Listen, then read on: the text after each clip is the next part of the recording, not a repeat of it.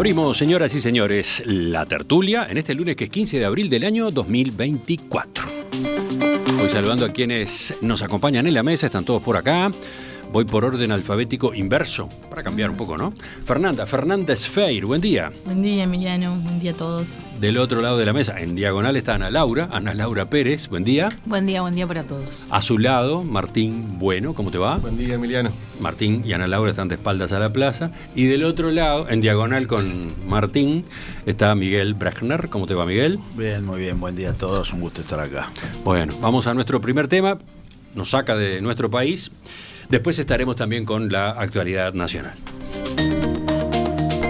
El ataque iraní contra Israel del sábado pasado generó preocupación mundial y llamados a la moderación para evitar una escalada bélica en la región, una zona que se encuentra en vilo desde hace más de 6 meses por el ataque terrorista de Hamás en suelo israelí el 7 de octubre y la guerra que Israel declaró a ese movimiento islamista en el territorio de la Franja de Gaza. Este sábado, Irán bombardeó a Israel con misiles y drones en respuesta, a su vez, al ataque a su consulado en Damasco, ocurrido el 1 de abril, donde murieron 7 miembros de la Guardia Revolucionaria iraní. Unas horas después, Israel aseguró que la embestida iraní había sido frustrada gracias a que los disparos fueron interceptados por su escudo de defensa con ayuda de Estados Unidos y Reino Unido, pero además de varios países árabes como Jordania, Arabia Saudita, Egipto y otros. Según Israel, esa agresión iraní solo dejó 12 heridos. Por su lado, Teherán dio por terminada su operación aérea, aunque advirtió que cualquier contraofensiva temeraria de Israel conllevaría una réplica militar decisiva y mucho más fuerte. El primer ministro de Israel, Benjamín Netanyahu, prometió que sí, que su país llevará a cabo una respuesta militar, pero el ministro Benny Gantz descartó que ello vaya a ocurrir a corto plazo. En tanto, Estados Unidos indicó que no se sumaría a ninguna eventual represalia israelí. Bueno, podría seguir dando datos y pinceladas de esta situación que tuvo al mundo pendiente. Los escucho a ustedes con las evaluaciones, las valoraciones que hayan hecho. ¿Quién va primero? Ana Laura, empecemos con Ana Laura y después ¿Por qué siempre me toca a mí? Bueno, ahí voy. A ver, yo creo que estas cosas, lo primero que uno siente es como mucho temor, ¿no? De cuando se producen estas cosas. Y uno se pregunta, bueno, en algún momento alguien tiene que parar, ¿no? Tiene que detenerse, tiene que entender que por acá no es. Yo además creo que muchas veces se dan por obvias cosas que me preocupan. O sea, hay como una idea que tiene que ver con que estas cosas se resuelven a partir de lo bélico, que no se puede parar, que no se puede pensar ni buscar otra alternativa, que está como instalada en este tema, y a mí me preocupa que no podamos. Y creo que tiene mucho que ver con un gobierno en Israel extremadamente violento también, que va camino a eso. Es bastante significativo que Estados Unidos diga, ojo, no más, vamos a dejar la pobreza. Es Estados Unidos el que está diciendo esto. O sea, en realidad, realmente estamos en una situación donde cualquier movimiento puede generar miles y miles y miles de muertos. Creo que eso es un tema. Y después lo otro que a mí como periodista me pasa es que no le creo nada a nadie, que es muy compleja, la verdad, en una situación de guerra, que uno dice, esto era lo que yo quería hacer, y el otro contesta, yo te paré, y en realidad yo no les creo a ninguno de los dos. O sea, no tenés cómo saber cuál es la verdad. Es muy difícil saber lo que realmente está pasando. Entonces eso complejiza enormemente cualquier clase de análisis, porque de verdad es muy difícil. Los gobiernos en guerra mienten. Los gobiernos mienten. Como periodista, uno cree que los gobiernos mienten, porque tienen personas, y las personas mienten, y los gobiernos en guerra mienten horriblemente. Entonces, sí, estamos hablando, es muy complejo. Aparentemente de un ataque controlado. Ese es de un el lado término se que se ha dice que estado hubo un ataque utilizando, controlado. ¿no? Pero, a ver, un ataque controlado. Sí, Irán, por ejemplo, resaltó en estas horas que informó previamente a Estados Unidos y dio un aviso de 72 horas a los países vecinos antes de eso que pensaba llevar a cabo para responder, porque entendió que tenía que responder a el otro bombardeo, el del 1 de abril, que atribuye a Israel en su consulado en Amán. A ver, yo quiero decir algunas cosas porque algo que dijo. Lo primero es que este régimen de Irán, desde que subió, tiene como objetivo destruir el Estado de Israel. Dicho liso. No es que le creo o no le creo, lo dijo. Explotó la AMIA, explotó la Embajada de Israel, hizo una cantidad de atentados, tiene proxies en Hezbollah, en los Houthis, en Hamas. No es que Netanyahu podrá hacer lo que es, pero esto es una decisión del gobierno de Irán, que no sé si ustedes saben a cuántos kilómetros de distancia está de Tel Aviv, Teherán. 1900 kilómetros de distancia. ¿Tá? Decide frente a un incidente atacar con 300 distintos aparatos, simplemente para que tengan una idea. Los drones podían haberlos avisado, porque los drones llevan 10 horas en llegar. Pero los misiles balísticos llevan 5 minutos o 4 minutos en llegar. Entonces, como no pasó nada, hoy estamos que no fue nada.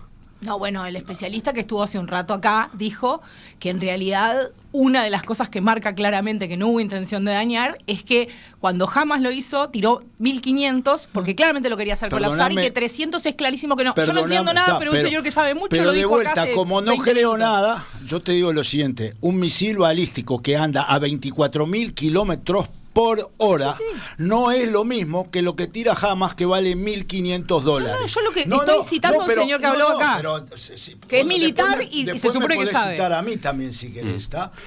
Ana Laura se refiere a la entrevista que hicimos más temprano con el coronel retirado Gustavo Vila. Yo lo que quiero es que es facilísimo decir esto no fue nada. O sea, yo estaba en contacto con los que estaban en Israel, me mandaron videos. Lo que pasa en Jerusalén, si no hubiera caído sobre la mezquita ¿cómo se llama? En Jerusalén, el Aqsa, no hubiera pasado nada, porque arriba, o sea, lo que quiero decir es que no es lo mismo interceptar un dron. Si hubiera sido drones, yo te digo, bueno, esto es por la galería, porque los drones los bajaron todos antes de llegar. Son 1.900 kilómetros, anda a 180 kilómetros por hora, imagínate, lleva todas las horas que lleva. Pero un misil balístico, a ver, algunos pegaron una base militar, algunos pegaron. Entonces, como Israel fue eficiente en la defensa, esto es nada. Y no es así. Esto, si Israel reacciona fuertemente, puede volver puede haber una tercera guerra mundial. Esto es un tema que la desproporción de los ataques nadie la menciona. Toda la vida hablamos de la proporcionalidad. ¿Y esto qué proporcionalidad tiene? Esto fue una guerra de alguien que está en 1900. Es la primera vez en la historia que se dispara a 1900 metros de un país a otro. 1900 kilómetros. 1900 kilómetros. Sí, a ver, voy a pasar en limpio lo que está diciendo Miguel. Irán sufrió el bombardeo en esa oficina consular en Amán, la capital de Siria. No, ¿Qué sí, dije? En Damasco. En Damasco, la capital de Siria. Eso ocurrió. Ocurrió antes con Soleimani. Pero ocurrió antes con Soleimani y no atacó. Ahí está. Entonces, hubo, y aparentemente fue una acción de Israel, hubo un ataque vinculado con dependencias iraníes, pero no fue un ataque al territorio iraní. La respuesta de Irán sí fue un ataque, y un ataque en principio muy voluminoso, al territorio de Israel, algo que no tiene antecedentes, salvo que nos remontemos hasta 1993, ¿no? Un ataque de Irak. A eso creo que ibas tú, ¿no? A las proporciones yo a lo que voy es cómo informamos. O sea, como hubo una respuesta israelí que neutralizó, esto no fue nada. Mucha gente dice eso, ¿está? No es así. Esto fue un país que decidió bombardear otro país. Si hubiera sido otro 7 de octubre, hoy estaba todo el mundo diciendo cómo es que pasó. O sea, lo único que demostró es que hay una cantidad de países que se alinearon con Estados Unidos y con Israel para bloquear a Irán. ¿Tá? Pero fue un ataque muy grave, y a mí no me cabe la menor duda que no es la primera vez que israelíes matan a iraníes. También mataron al chief scientist del programa nuclear, y que los de Hezbollah matan a israelíes. O sea, esto es parte de una guerra que existe hace muchos años. Simplemente yo lo que quiero es ponerlo en la dimensión de lo que es y no decir no fue nada. ¿Tá?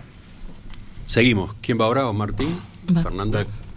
A ver, a mí me pasa, Por un lado, que me cuesta entender cosas. Es como que me siento que soy muy pequeño, no tengo información, estamos lejos. Lo que decía Laura creo que es cierto. Hay tipo, es todo...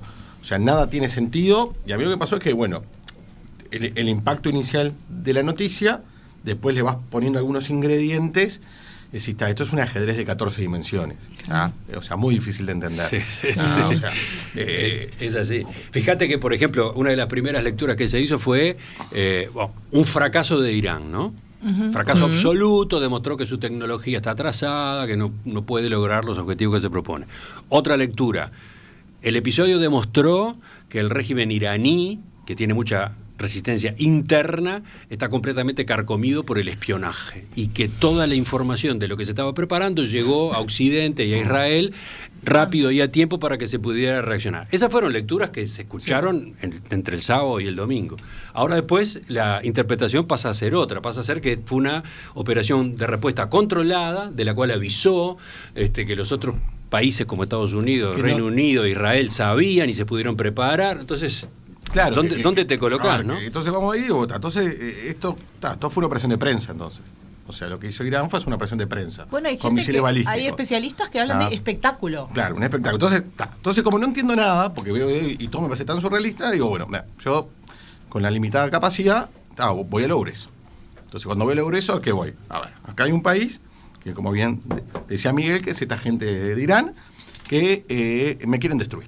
Porque quieren destruir a Israel, pero básicamente quieren destruir cualquier forma de vida que no se asemeje a su... Entonces, no me gustan. No me gustan esta gente de Irán. Hacen y tienen misiles balísticos todavía y los tiran. Para hacer un espectáculo, para hacer daño, esa es una discusión capaz más compleja, pero tienen misiles balísticos de verdad que apretaron el botón y salieron. Entonces, no me gusta. Entonces, hay que... primero hay que estar del lado que hay que estar, sin medias tintas, que es, hay que estar con quien son como nosotros, con quien compartimos un montón de valores.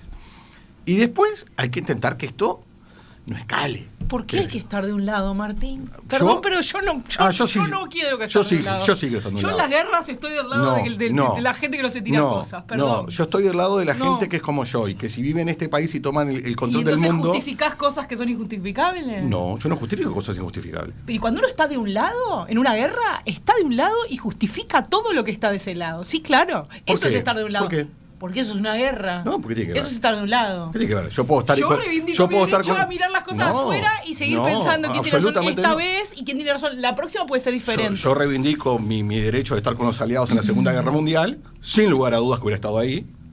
Y puedo no reivindicar alguna acción que hicieron los aliados que fue excesiva, fuera de lugar. ¿Por qué? Porque ellos respetan mi forma de vida. Yo no estoy de ninguna. Y esta gente no respeta mi forma de vida. Y si hay algo que los iraníes no hacen es respetar a las mujeres. Igual así todo... Pero está bien. No estoy de ningún lado. Es una forma particular de verlo. Yo sí estoy de un lado y no tengo duda que cualquiera que quiera atentar con la forma en que yo siento que vivimos nosotros, en esta parte del mundo, la quiero proteger. Se picó de ese lado de la mesa y todavía no escuchamos a Fernanda. Que hacía señas del otro lado. ¿Qué tema? No, porque es recontra complejo y... lo primero que quiero decir es obviamente la solidaridad y el rechazo al ataque de Irán que sufrió Israel, no tengo dudas sobre eso. Ahora, cuando nos ponemos para mí este tema es complicado porque a la hora de analizarlo siento que puede sonar frívolo porque atrás hay vidas, que en realidad eso es lo que más me interesa. Ana Laura decía, yo estoy del lado de los que no tiran nada, yo también estoy del lado de los que no tiran nada y sobre todo estoy del lado... Nosotros hablamos de países como si los países fueran intereses y ya está, y los que están sufriendo todo esto son las miles y millones de vidas de un lado y del otro que se están llevando por decisiones geopolíticas de los que mandan, que nada tiene que ver quienes nacieron en esos lugares, las consecuencias que están sufriendo. Y será muy romántico lo que estoy diciendo, pero yo la verdad que pienso en toda esa gente que nació en un lugar y por nacer en ese lugar es víctima de un conflicto de intereses de los que mandan. Que alguno puede tener razón en un sentido, otro en otra, y que no tengo dudas de algunas cosas que plantea Martín que yo comparto, eso sí, pero lo más importante para mí es todo lo otro. Ana Laura decía ¿quién para? Y a mí lo que más me desespera de este tema es cuándo para, porque yo veo que esto no para. Y la verdad, si en muchas veces tengo ánimo y soy positiva en las cosas que planteo, en este sentido veo el panorama recontra oscuro, no veo cuándo para, y también pienso en qué hacemos nosotros para que pare. Yo cuando estoy en temas que nos trascienden, es bueno, ¿qué podemos hacer nosotros? ¿Qué puede hacer Uruguay? ¿Qué puede hacer la comunidad internacional para que pare? ¿Cuáles serían las medidas para llevar adelante para que esto pare? Yo no creo en la intervención, creo en las soberanías, pero creo que no podemos hacer de cuenta como que nada está pasando, porque si bien están todas esas lecturas que mencionaba Emiliano, es verdad que el conflicto mundial está escalando, que esto no es un elemento más, que no es solo Israel y que no es solo Irán, que hay distintos intereses, que hay potencias que están involucradas en esto indirectamente y que eligen que sus guerras sean en el territorio de otro. También me parece muy novedoso el pedido de Estados Unidos de no reaccionar. Pero nada, o sea, tengo lecturas chicas para hacer, pero me parece que terminamos cayendo a veces en lo frívolo, cuando nada, las realidades de muchas personas están viniendo abajo. Y nos estamos olvidando, estamos dejando al costado otras guerras que siguen desde hace añares, ¿no? Ni que hablar, pero tenemos la atención muy absorbida, ¿sí?, por Medio Oriente ahora, bueno, y antes y simultáneamente por la guerra en Ucrania. Pero ¿cuántas otras guerras, cuántos otros conflictos violentos, sangrientos siguen, no? Sí, hay una diferencia. Yo creo que hay varias cosas que a nosotros nos gusta analizar todo en el formato occidental del siglo XX. Claro. ¿Ah? Primero, esto es una guerra tiene mucho que ver con la religión, y nos cuesta entender que en el siglo XXI hay un régimen que quiere imponer su religión en el mundo. ¿Tá? Y obviamente hace toda la estrategia, o sea, entonces no es lo mismo que obviamente hay intereses, obviamente hay geopolítica, obviamente hay un deseo de que todo lo que está contra Estados Unidos está bien, y eso está muy bien aprovechado por varios para apoyar o no condenar a Irán. O sea, pero hay que ser consciente de que esto es religioso, esto es una forma de hacer religión, es una forma de llevar el mundo adelante. Y yo creo que es muy fácil decir, yo en las guerras estoy por la paz, sí, pero hay momentos en la historia donde se podía haber evitado la guerra y no se hizo por eso, porque cuando Chamberlain cede a Hitler, es un punto crucial para que después Hitler diga, yo voy para adelante. Eso no quiere decir, no estoy haciendo semejanzas de lo que hay que hacer ahora, ¿tá? Simplemente hay momentos en la historia que la humanidad tiene que decidir de qué lado está. O sea, para mí no hay ninguna duda en algunos casos. Hay otros que es bastante más cuestionable. Pero no hay ninguna duda, porque esto podía haber sido la Tercera Guerra Mundial. Sí, puede empezar una Tercera Guerra Mundial, porque toda esta facilidad con la que todos hablan, los 3.000 cosos, hubieran 200 caído en lugares claves, o no hubiera fallado los misiles, el Iron Dome, lo que fuera, y hubiera habido 15.000 muertos, o hubiera explotado, ¿qué hubiera pasado? Israel hubiera mandado todavía no sabemos si lo va a hacer o no, hubiera mandado cosas, hubiera entrado otros países en la guerra y esto se pudría. Entonces hay que, de alguna manera, no podemos pensar en la paz por sí misma, así sola. Hay que pensar qué y quién está defendiendo qué acá. O sea... Bien, a ver, ¿cómo seguimos? Porque hasta ahora creo que viene la discusión muy provechosa. Me parece que han aparecido cantidad de argumentos y puntas del tema. ¿Martín?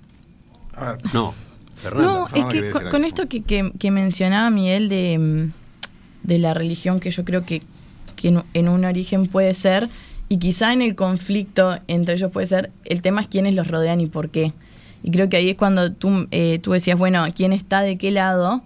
Y pensando en una tercera guerra mundial, creo que ahí todo tiene coherencia también. Y a ellos no les importan las cuestiones religiosas. Y ahí empiezan a jugar otras lógicas. ¿Y quién está atrás de Irán? ¿Y qué le interesa? Porque quién está atrás de Israel lo sabemos. Son sus aliados de siempre, a cara descubierta, y lo dicen con todas las letras. No, por primera vez Arabia Saudita... bueno, eso me parece novedoso. Eso me parece muy novedoso. Pero seguimos sin saber a cara descubierta quién está atrás de Irán. podemos suponerlo. ¿Por qué no lo dicen? A ver. ¿Qué les interesa combatir? ¿Quiénes creo yo que tienen que ver? Y creo que Rusia tiene que ver, creo que China tiene que ver, creo que hay lógicas que acá trascienden ampliamente el conflicto. Es insignificante hoy en día. ¿Cómo Rusia va a ser insignificante? Solo tiene bombas atómicas, que eso es jodido. Está. Pero Recontra económicamente, insignificante. Y a Putin. Claro. Bien, pero económicamente Putin, no es. Y siguen con la guerra de Ucrania y siguen queriendo disputar un territorio. ¿Para qué? Yo no creo que esto se enmarque únicamente en la lógica religiosa, sí quizá en la motivación de Irán, pero no en sus socios, que siguen sin decir quiénes son. A mí me parece que las democracias occidentales son muy generosas, en términos generales. Son extremadamente generosas. Al lado de Martín, Ana Laura sonríe. Yo miro de reojo a Ana Laura acá porque tengo miedo que te salte. Pero bueno, salta la yugular. Son extremadamente generosas. Y ayer, por ejemplo, escuchaba la tele y mientras en Irán hay gente que yo no conozco, capaz que lo que tengo son todos prejuicios, más lo que voy a decir son todos prejuicios de lo que yo me imagino de lo que es gente en Irán armando y apretando los botones y queriendo exterminar un país. Acá estamos preocupados por los Juegos Olímpicos, que no vamos a poder verlo en la televisión y que todos esos auspiciantes hay que pagar. O sea, vi un montón de preocupación por los Juegos Olímpicos, pero no porque voy a haber una guerra. Porque no, capaz que hay que suspenderlo. Pero loco, somos muy naif acá en el mundo occidental. O sea, somos muy naif, estamos muy cómodos. Y parte de esa comodidad parte también con las posiciones de la paz. O sea, yo entiendo la paz, obviamente está bien, pero no, yo estoy con los que no tiran nada. Pues, si todos tiran cosas, ¿qué hacemos? Si todos tiran cosas. Porque más acá en Uruguay, que estamos totalmente... Yo estoy está bien. De algún lado de la historia, yo creo que hay que ponerse. Es muy uruguaya esa visión, igual quiero... Profunda, Dale, lo voy a decir, dale. no lo iba a decir, pero lo voy a Dale decir. con ganas. Es un discurso profundamente patriarcal. Es bien masculina esa mirada del mundo en el que, no, bueno, si todo el mundo saca el palo, iba a decir una mala palabra, es de cobarde no sacarlo. Mentira, siempre se puede. Y no es la salida fácil apostar a la paz en la mitad de un relajo. Mentira, eso no es cierto. Ana Laura está siendo históricamente uruguaya en cuanto a los conflictos bélicos. Hay que tener mucha valentía para decir, en este momento yo no levanto el palo y no lo levanto. Y además, perdón, pero yo en un montón de cosas soy mujer, blanca, tengo un montón de privilegios. Pero si hay alguien que tiene que tener miedo, si vienen los iraníes, somos Fernanda y yo, porque Obvio. las primeras que vamos a caer somos nosotras, a las que van a forrar de tela y las van a obligar no las van a dejar estudiar ni trabajar. Y todo eso pasó, nadie nos lo contó. Todo eso pasó en varios países del mundo. Entonces, la fácil sería esa, pero igual y todo, yo reivindico mi derecho a exigirle a Occidente que se comporte como Occidente. Eso es lo que estoy diciendo. Yo a Irán no le exijo que se comporte de forma seria porque no... Pero le estoy exigiendo a Occidente que sea Occidente. ¿Y cómo mi pregunta es cómo neutraliza Occidente a Irán? Porque el otro te tira palos, entonces yo estoy de es una acuerdo. papa. A ver, acá tenemos un punto de coincidencia. Tú podés exigirle eso a Occidente, y estoy Por de acuerdo. supuesto. Y al otro no. Siendo de Occidente. Pero diciendo, claro. estoy de este lado de la historia... Y mi camino de este lado de la historia es que Occidente se comporte de esta manera y no de otra manera. Claro. Pero no es, soy neutro, tengo nada que ver. No. No, soy occidental. Eso Bueno, no me puedo pero- desembarazar de mi occidental. A ver, no, Ana Laura, pero hay muchos discursos, vos tenés claro que hay muchos discursos que aunque sean occidentales y gozan de los privilegios de ser occidentales, lo cuestionan y dicen, no, pero esta gente tiene razón, porque Estados Unidos, el imperialismo, y Israel hizo esto, está bien, hizo lo pero otro. esa misma gente, yo no soy esa Y viven gente. acá. Estamos hablando de gente que justifica la violencia contra mujeres porque es idiosincrática. No, ¿verdad que no? No es idiosincrática la violencia. Perdón, en esta discusión que están teniendo ustedes, Martín y Ana Laura, ¿no hay otra postura, no hay un punto, entre comillas, intermedio, que es alinearse, pero no a favor de la respuesta violenta? Absolutamente. Pero esa es mi posición. Pero lo que yo esa es mi posición. Ah, bueno. Y la de Martín. ¿Entonces están en la misma o no están en Pero todo el mundo nadie construyendo. en el mundo, todo el mundo se asustó. ¿Por qué te parece que dejaron pasar los aviones? ¿Por qué te dejaron bombardear a todos los drones, bajar a todos los drones antes que llegaran a territorio israelí? Porque todo el mundo se asustó. Porque la violencia de guerra se descontrola. La Primera Guerra Mundial empezó de una manera, la Segunda Guerra Mundial se descontrola. Lo que nosotros estamos, me parece a mí, con todo el respeto al lirismo, es pensar que hay estrategias que que son muy profundas y que se pueden neutralizar fácilmente. ¿Tá? Y eso es lo que yo lo veo difícil. Ojalá pudiera todo el mundo bloquear y que no haya ninguna actividad militar. Ojalá. Pero la industria militar es fuerte, vive y lucha. ¿Y qué? Subieron las acciones allá. Vive y lucha. Vive y lucha presiona. Y presiona. Vive y presiona. Y busca negocios. Y en los regímenes autoritarios, las decisiones de 2 o 3 terminan eventualmente tomándose para todo el país. Y la no óptica de ver qué puede terminar pasando, no es el único caso de lo que está pasando ahora, sino en la historia hubieron muchos líderes de regímenes autoritarios que siguieron y en el camino murieron millones y millones y millones de personas. Pero el punto es que podemos aspirar a que haya una neutralización de la violencia, y ojalá sea, que es lo que más que se quiere, pero la realidad es que los que tienen el mando a veces saben que con la violencia pueden hacer política. O sea, no es casual que la guerra es una forma de hacer política. Obviamente. Y bien o mal, hay muchas cosas que después se resolvieron después de guerras, muchos conflictos. O sea, entonces el decir, no, esto, yo estoy, digamos, acá hay una cosa muy clara. Irán cometió un acto fuertísimo de guerra. Ojalá no haya una respuesta ahora, porque no se gana nada, pero no te quepa la menor duda que en algún momento la respuesta va a haber, porque el que quiere sobrevivir no tiene más remedio de decirle a los otros, mirá que yo estoy preparado. Sí, hay otra discusión sobre qué debe hacer la comunidad internacional, ¿no? Hay otra discusión, por ejemplo, a propósito de sanciones. ¿Hay que sancionar? Porque va en el mismo tipo de razonamiento que el que estabas haciendo recién, Miguel. La preocupación va por ese mismo lado. O sea, si no se hace nada, si no hay sanciones, no se está aceptando una forma de resolver o de responder, eso también está arriba de la mesa, ¿no? Yo creo que la comunidad internacional, además, poco a poco va a ir siendo forzada a responder de alguna manera, porque yo creo que a Uruguay es algo que lo vemos como un tema lejano, quizás no lejano porque hay muchos vínculos con uruguayos que están viviendo, por ejemplo, en Israel, pero hay que ver qué está haciendo Irán en Venezuela, ¿no? Hay que ver cómo se están queriendo acercar también a nuestro continente, con qué intereses y mediante qué puertas se están abriendo. Yo creo que, por eso me parece que primero que obviamente tiene que ser un tema que no le puede quedar ajeno a nadie, pero entiendo que la comunidad internacional tiene que mirarlo con un sentido no localizado, porque ya el propio Irán está dando muestras desde hace tiempo, pero ahora más y más claras de querer entrar, por ejemplo, a América Latina, y con qué intereses y con qué aliado. Complicado. Nosotros tenemos ahí como reflejo de comunidad internacional a veces lo que es la ONU y los países de Occidente ahí. Y en realidad hay todo un mundo que es muy relevante y que para nosotros no existe en nuestro mapa. Es más, a Rusia yo creo que le pusieron más sanciones, era imposible. Y no pasó nada. Campeó tranquilo. Está China, están todos los países de Asia que están como en otro mundo, diríamos que no tienen, digamos, demasiadas cosas. Está África. O sea, nosotros realmente estamos como muy con un foco siempre en Europa, Estados Unidos y nuestro espacio acá. Y el mundo es mucho más complejo y obviamente nos cuesta verlo, me parece. Imagínate si hubiera habido bomba atómica en Irán, si ya tuviera la bomba, porque tarde o temprano la va a tener, ¿qué pasaría hoy? Si hubiera estado dentro de ese, ¿cómo se llama?, juego de estratégico. Pero es contrafáctico todo pero eso. No es contrafáctico, si hubiera pasado, sí, es contrafáctico, no sé. que hace 30 años, el 18 de julio, pusieron la bomba en la AMIA. Eso no es contrafáctico.